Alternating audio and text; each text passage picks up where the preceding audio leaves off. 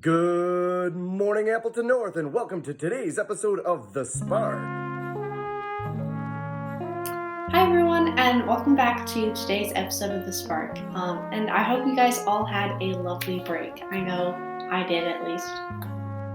This week we have a handful of announcements, as well as a Share Your Spark feature with Austin and Riley Marx on their experience with a Milwaukee Bucks sales training program, as well as a Healthy Minute this week with the lovely Nancy Vanderloop, one of our school counselors, and a Word of the Week and Poem of the Week as normal.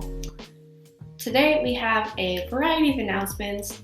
First, for sports, congratulations to our football team on winning in their game against Appleton East and Ashwaubenon in the last couple weeks, and congratulations to our girls swim team on having many people make it to state. So awesome job for you guys. Alrighty, for club and other announcements, Drama Club is holding its next meeting next week, Wednesday, from 12:30 to 1 p.m. There's a Google Meet link that I'll be sharing below that they're going to be using for that meeting if you're interested in attending. If you're also curious about careers in law enforcement, the Launch Center is holding a Zoom meeting with a school resource officer on careers in law enforcement today from 11:30 to 12. There's a Zoom link below if you're interested in checking that out. For anybody with old textbooks or library books, not only do we have a drop-off bin by the LMC, but especially if you're virtual, we also have a drop-off bin at door 58, which is a little bit to the right of student services if you're walking towards the building. There's also a video that Mrs. Simone has put out kind of helping with detailing where that is if you want to check that out to try and find the drop-off bin. For any seniors with a gift in speaking or just interested in speaking, we need a commencement speaker. So if you're interested, please email Mrs. Hermson. Her email is below if you're interested. And they're looking for somebody by this Friday. So please respond if you're interested. Mrs. Pennenberg for Keep Yours Tattoo Presentations is looking for somebody familiar with pig lungs to demonstrate. You wouldn't necessarily be on camera, and that'll be starting at 12:30 in the tech center. So please email her if you're interested and available for that, and her email is also below. Finally, track is starting in 2 weeks, so if you are interested and have not reached out to any of the coaches about joining track, please do so. I put Mr. Shattuck's email below if you're interested in reaching out about that. So, I almost forgot to mention our March giveaway winner is Marta Swanson. So I'll be getting the sweater you won to you shortly, and thank you guys all who participated in that. Alrighty, and next we have Austin and Riley Marx here to talk about their experience with Milwaukee Way, the Milwaukee Bucks sales training. So this training is normally only available to college students, but they're starting to kind of reach out and pilot it with high school students, and Austin and Riley had the opportunity to try that out. Alrighty, so today we have Austin and Riley Marx here to talk about their experience with the Milwaukee Way sales training. Could you guys just give us a quick description of like how much time you spent in the program, what that looked like? Yeah, so they basically broke it up into 4 different sessions, and they all ran an hour and a half from 1 to 2:30.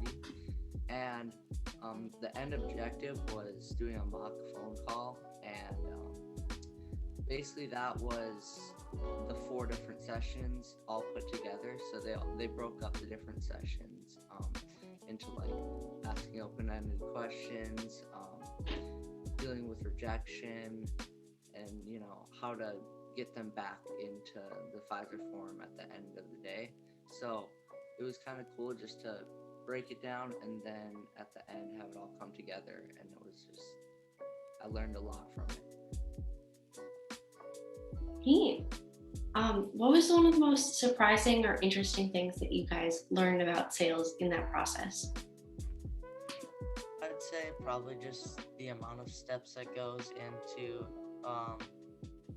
the whole selling tickets thing, because you're not just there to sell tickets, you're there to build a relationship with, the caller or the customer, with an end goal to sell tickets or whatever you are selling.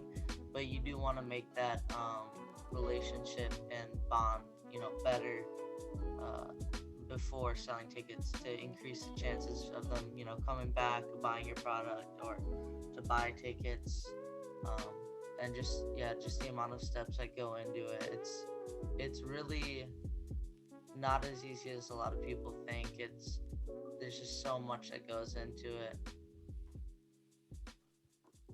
Neat. Did you guys have any overall takeaways beyond sales about work or business in general that you learned from this experience?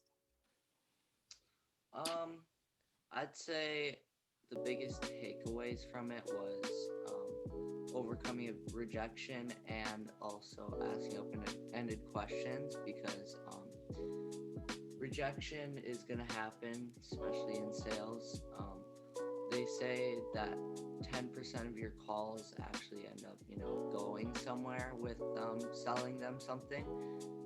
So you just you gotta deal with the rejection, and hopefully on a later date then, actually sell them something, because it's how you deal with that rejection, is how, you're gonna sell them something. And then also the open-ended questions.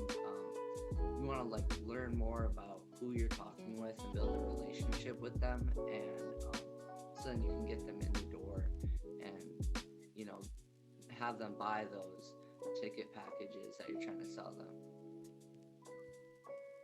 Nice. And do you guys feel that your perspective on sales and your interest in it changed, when you go into sales? Yeah, for sure.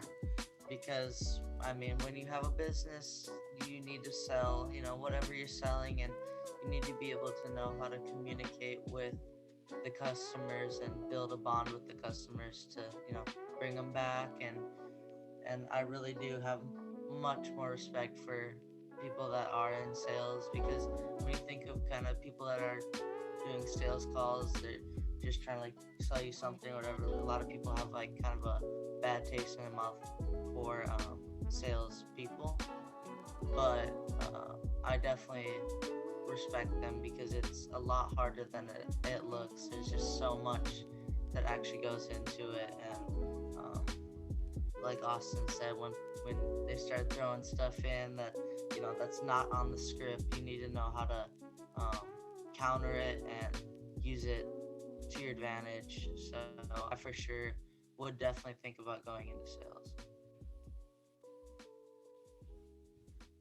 Hey, thank you guys so much for coming to share your experience and share your time. Thank you. Thank you for having us on. Thanks again for sharing, guys. Next, we have Mrs. Vanderloop here to talk about eating the frog and ways that you can use different things to help with productivity and pushing through this last quarter of school. Hey, Appleton North. My name is Nancy Vanderloop. I'm a school psychologist here at North, and I'm here with a true confession. I don't know how you guys feel about it, but report writing is the least favorite part of my job. I tend to put it off, and I know that sometimes I do this piece where I put myself in front of a nasty deadline, so I have to crank it out and get it done, and do a little bit of self-sabotaging. I don't know if any of you do the same thing, but I've been researching it a little bit, trying to figure out how to make it better, how to make myself more efficient. And I came across this theory called Eat the Frog. I don't know if you've heard about it, but it's a quote from Mark Twain. And he said at one time, if it's your job to eat a frog, it's best to do it first thing in the morning.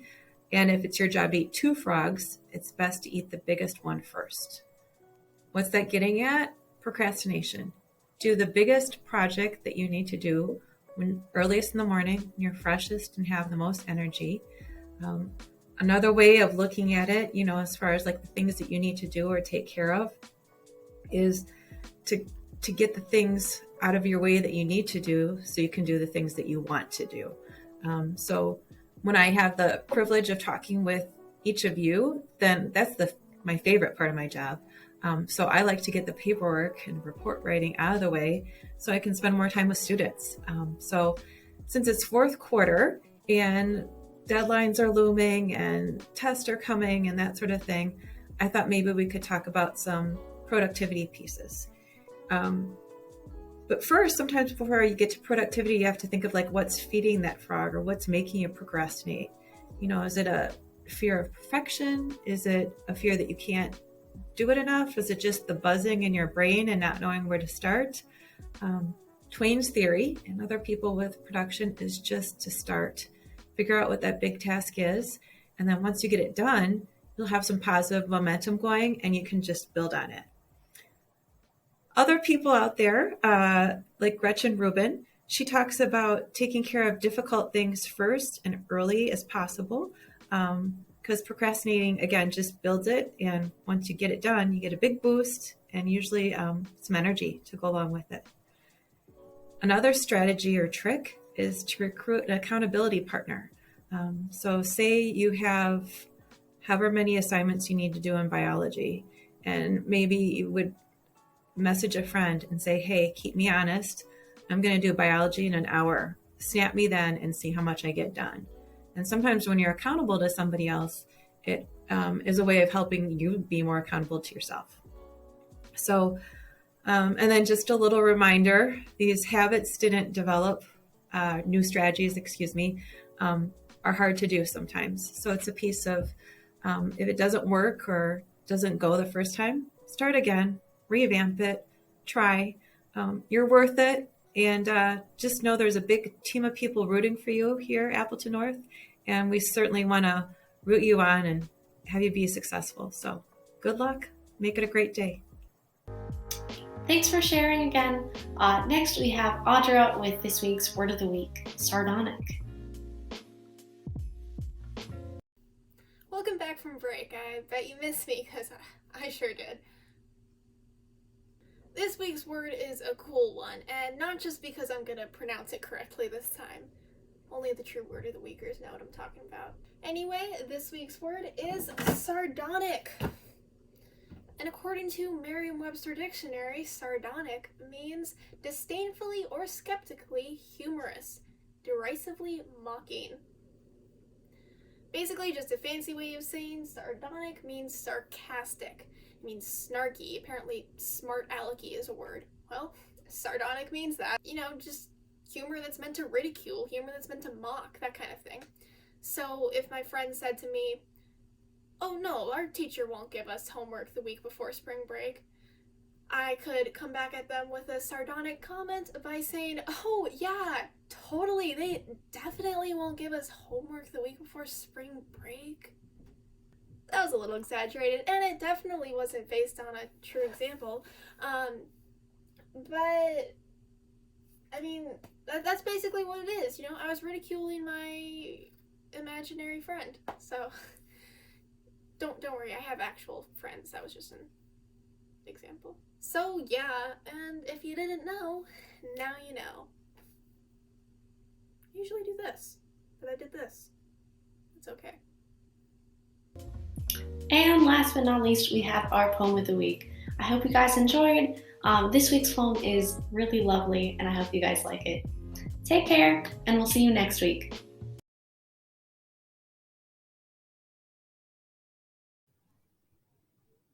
Hello, here's today's poem of the week for The Spark. Thanks to Mr. Edmonds for finding just the perfect poem. Today by Billy Collins. If ever there were a spring day so perfect, so uplifted by a warm intermittent breeze, that it made you want to throw open all the windows in the house and unlatch the door to the canary's cage. Indeed, rip the little door from its jamb. A day when the cool brick paths in the garden, bursting with peonies, seemed so etched in sunlight that you felt like taking a hammer to the glass paperweight on the living room end table, releasing the inhabitants from their snow-covered cottage so they could walk out holding hands and squinting into this larger dome of blue and white. Well, today is just that kind of day. That's Today by Billy Collins. Happy spring, everybody.